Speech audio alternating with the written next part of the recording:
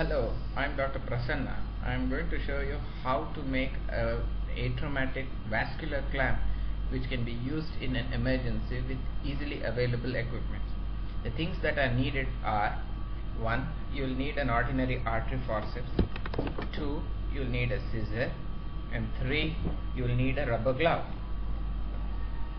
Any rubber glove would do. Now what you need to do is first take the rubber glove and cut a piece in this manner to make a rubber band.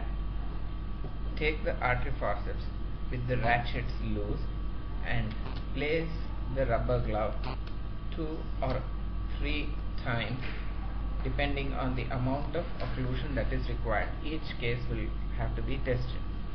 How do you test it? You place it on your finger. You see that it's a little loose, so that would not be good. So you could put one more round and then place it on a sensitive area like a palm. Now if this occludes without causing pain, then you have got a vascular clamp which can be used safely. There should be no pain. Now you can also try it on your forearm, on the pulp of your finger. There should be a good grip, and at the same time it should not be painful. Pain indicates that it is too tight.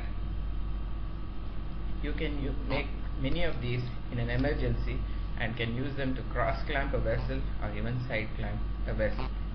Thank you.